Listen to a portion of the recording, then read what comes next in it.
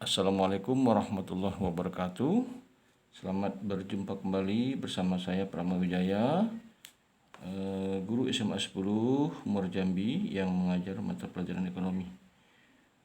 Dalam kesempatan kali ini, video yang ingin saya tampilkan yaitu bagaimana kita membuat rumus-rumus yang ada di dalam laporan keuangan perusahaan jasa. Yang mana rumus-rumus ini nanti bisa kita gunakan untuk menjawab soal-soal akuntansi yang dalam bentuk hitungan. Oke, seperti kita ketahui bahwa laporan keuangan perusahaan jasa itu, ya secara garis besar kita ambil saja 3 jenis. Yang pertama, ya, itu di dalam laporan laba rugi. Nah, di dalam laporan laba rugi ini ada beberapa rumus yang bisa kita ambil, sehingga nanti rumus-rumus ini kita gunakan untuk menghitung soal-soal akuntansi. Yang pertama kita bahas dulu tentang laporan keuangan yang berbentuk laporan laba rugi.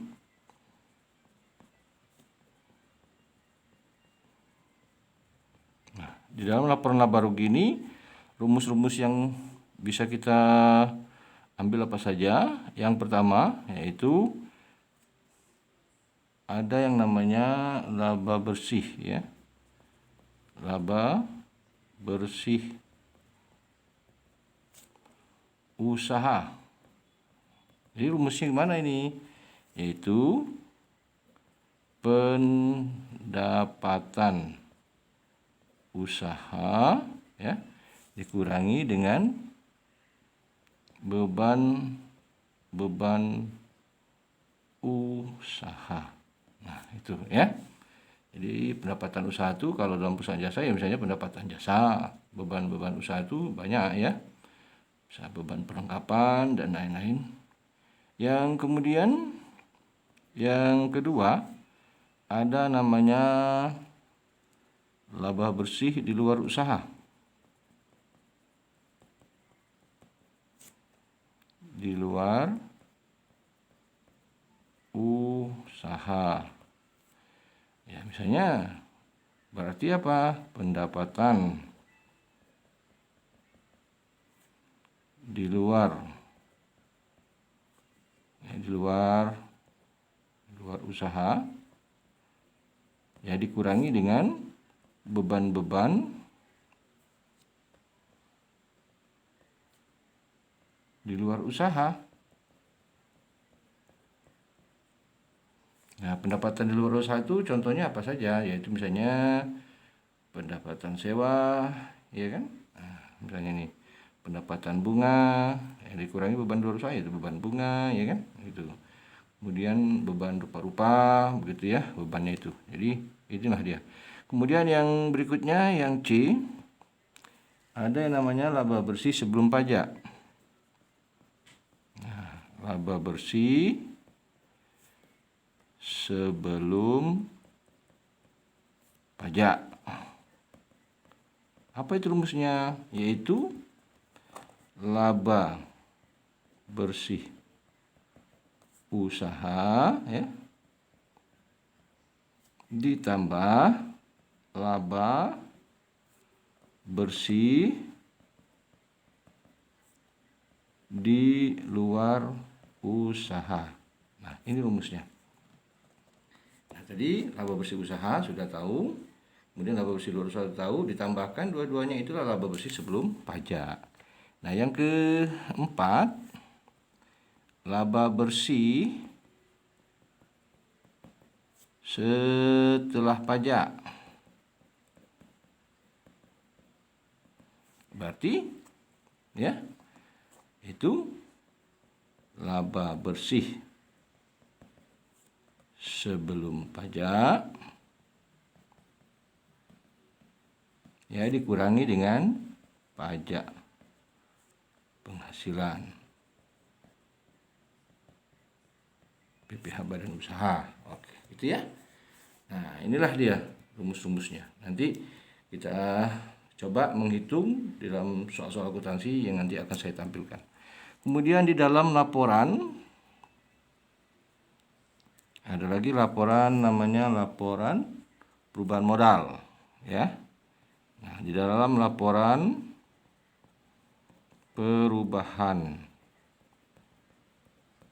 modal, nanti di sini ada lagi rumus-rumusnya ya. Nah, rumus-rumusnya itu kita ambil yang pertama, yaitu modal akhir didapat dari mana hitungannya, yaitu modal awal ditambah laba ya dikurangi dengan free pay.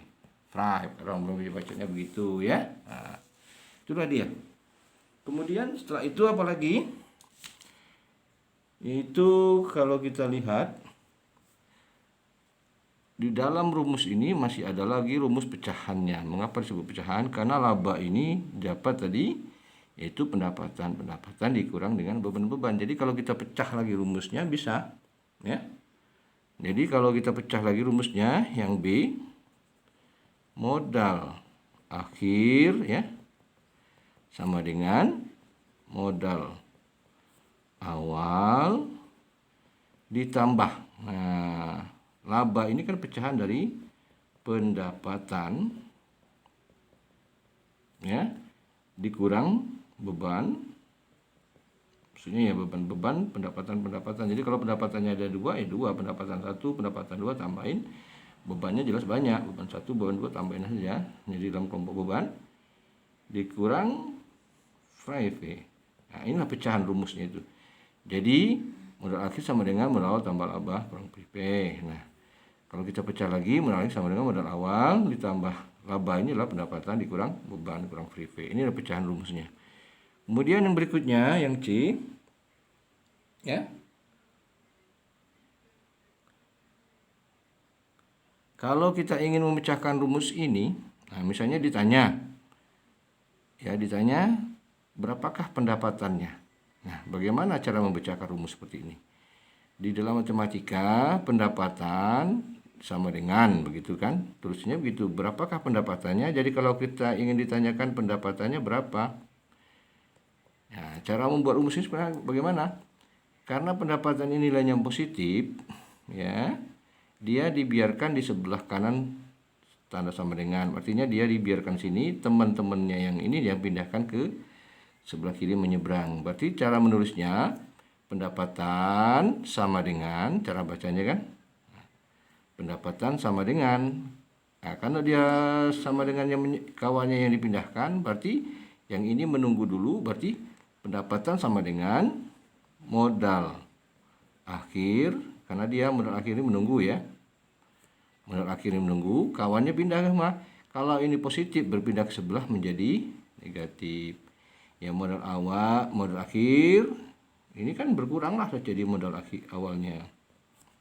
Modal awal ini pindah ke seberang menjadi tambah beban-beban ya. Ini pindah juga nyebrang, berarti tambah dengan free pay. Begitu cara memecahkan rumus ini ya. Nah, kenapa? Cara membacanya kan dia pendapatan ini kan nilainya positif. Berarti teman-temannya yang pindahkan ke sini. Kalau dia berpindah berarti ini nunggu duluan. Jadi bacanya pendapatan sama dengan modal akhir. Dia menunggu kan, modal akhir kurang modal awal ya. Ini tambah beban, dia berpindah jadi tambah free pay. Nah, sekarang bagaimana kalau misalnya ditanya yang tanda negatif ini berapakah bebannya? Ya. Oke, kita coba lihat beban. Beban sama dengan, karena beban ini dia nilainya negatif, dia pindahkan ke sebelah kiri supaya positif, yang ini pindahkan ke sini. Modal akhirnya pindahkan ke sebelah. Berarti kalau dia bebannya berpindah, berarti modal awalnya nunggu aja, ditulis modal awal ya tambah pendapatan. Nah, begitu kan? Ya. Modal awal tambah pendapatan dikurang. Ini yang nunggu kita tulis dulu, free pay, baru ini nyebrang dikurang dengan modal akhir. Begitu cara memecahkan rumus.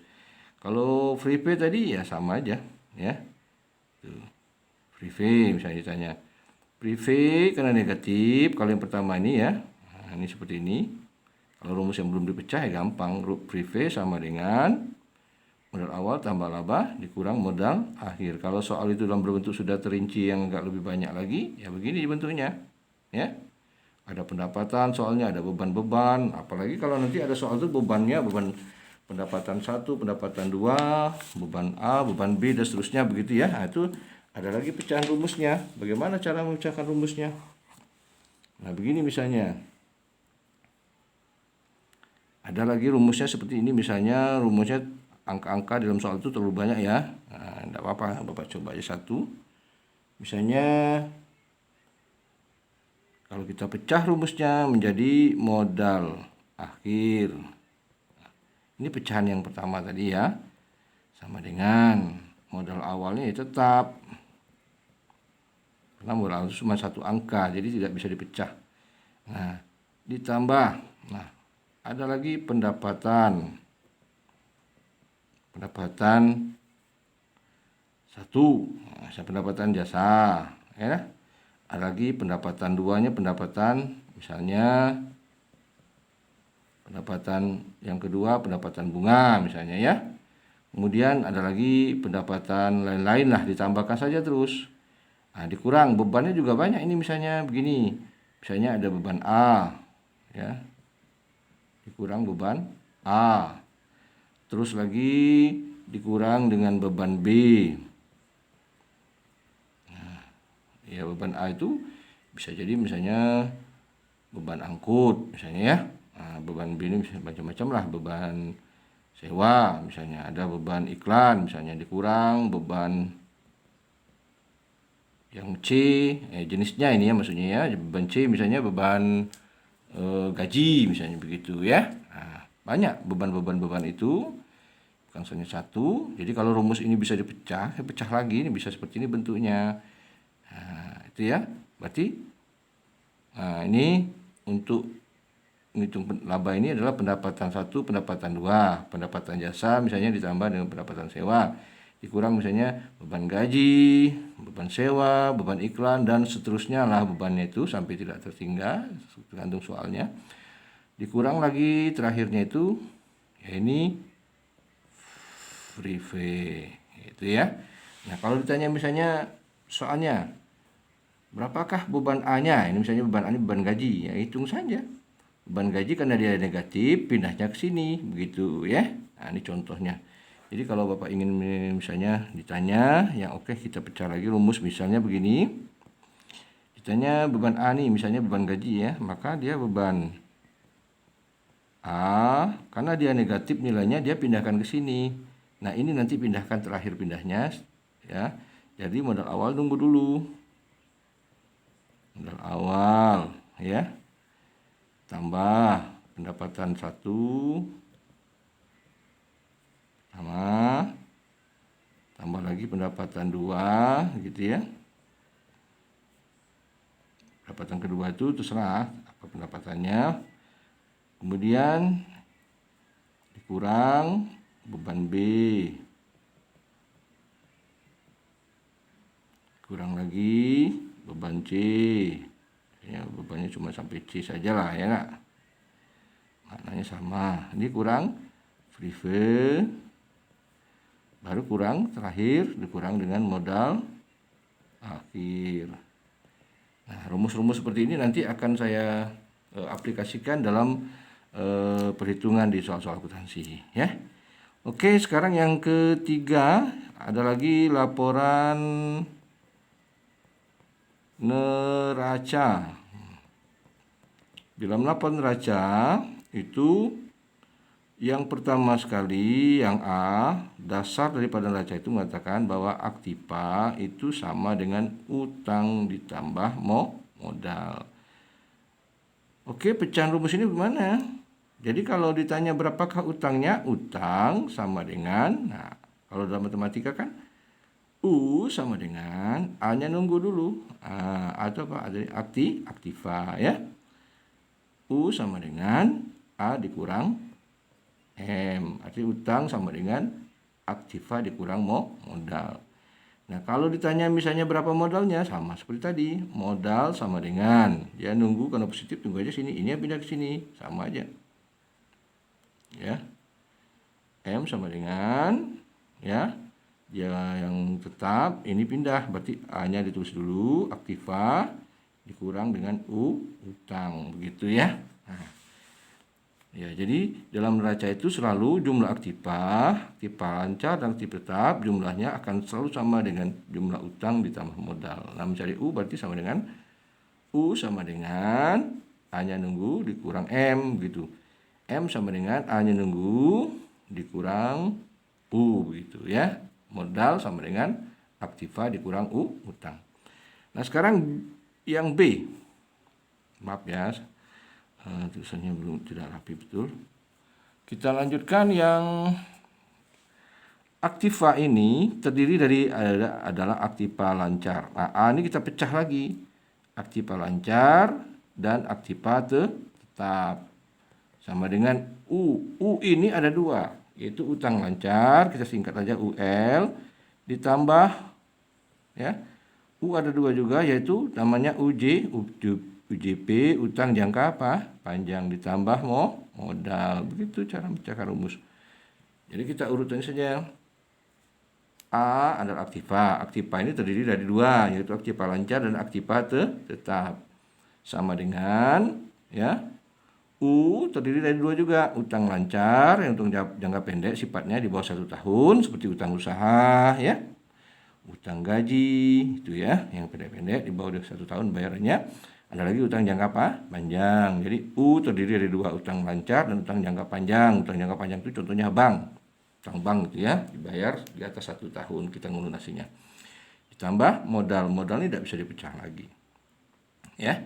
Nah, ini cara memecahkan rumusnya. Sekarang kalau ditanya misalnya ini kalau ditanya berapakah utang lancarnya, berarti oke lah, kita ambil dari aktiva lancar dulu ya. Berarti ditanya berapakah jumlah aktiva lancarnya. Nah, jadi aktiva lancar sama dengan, karena dia sebelah sini ya, yang ini aja pindah sini. Berarti utang lancar ditambah utang jangka panjang ditambah modal. Ya, temannya yang AT ini aktiva tetap dipindahkan sini menjadi minus, dikurang aktiva tetap. Begitu. Nah, sekarang kalau ditanya AT sama saja. Aktiva tetapnya berapa?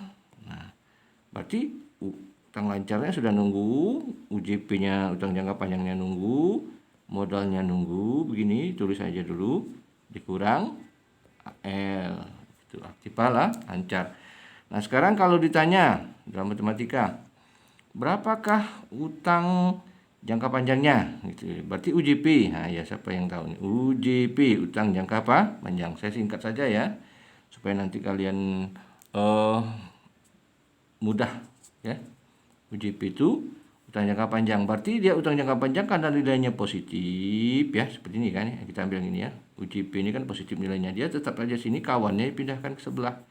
Berarti AL dan AT sudah nunggu. Tulis aja AL aktiva lancar ditambah AT sudah kita tulis ya. UJP sama dengan UL-nya yang pindah. Berarti dia berpindah menjadi negatif, dikurang utang lancar. Kemudian ini berpindah juga, dikurang modal. Begitu caranya. Nah, Pak, bagaimana kalau menjawab modal? Sama saja. Karena modal itu dia berpositif, temannya pindahkan ke sebelah, begitu. Nah, ya. Oke, kita buat saja. Bagaimana, Pak, kalau ditanya berapakah besar modalnya? Besar modal perusahaan itu, modal sama dengan AL-nya ditulis aja dulu, AT-nya ditulis aja dulu. Ya. Modal sama dengan dikurang UL dikurang UJP-nya pindah. Utang jangka panjang. Begitu. Ya. Nah, kalau ditanya UL berarti gimana? Siapa yang tahu nih?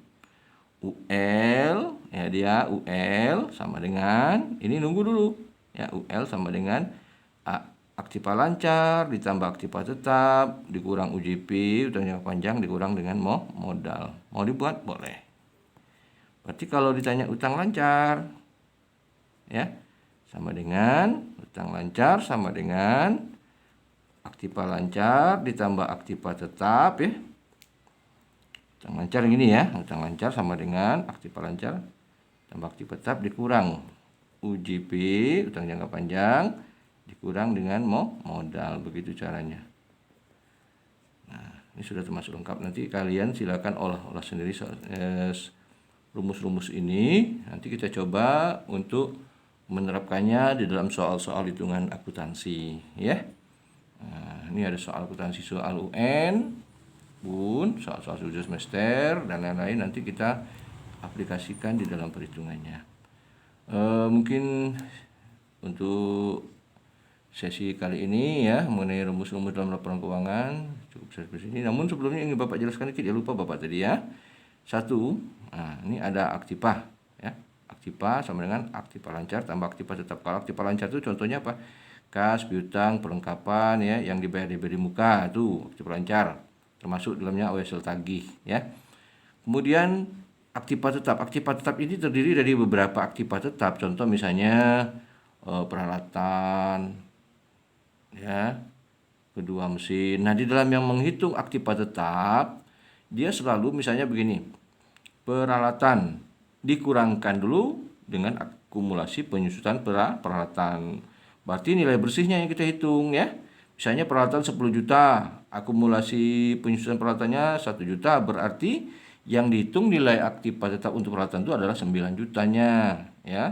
10 juta dikurang akumulasinya 1 juta berarti 9 juta. Misalnya kemudian yang kedua mesin ya. Mesin juga begitu. Mesin misalnya nilainya kita beli dengan harga 100 juta misalnya ya.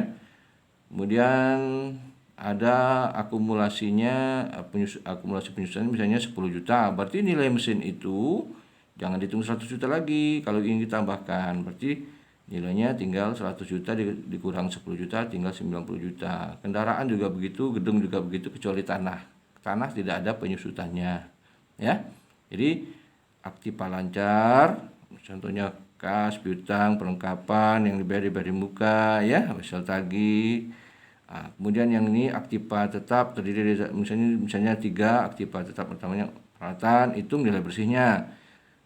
Ya, mesin hitung nilai bersihnya, kendaraan hitung nilai bersihnya. Kemudian gedung hitung nilai bersihnya. Nilai bersih itu maksudnya aktiva tetapnya itu dikurang dengan akumulasinya, itulah nilai bersih. Kalau tanah tidak ada ya. Nah, ini aja tambahan dari saya. Mudah-mudahan bermanfaat. Namun sebelum saya akhiri, mohon bantuan like dan subscribe-nya ya. Mudah-mudahan berguna bagi kita semua. Terima kasih. Assalamualaikum warahmatullahi wabarakatuh.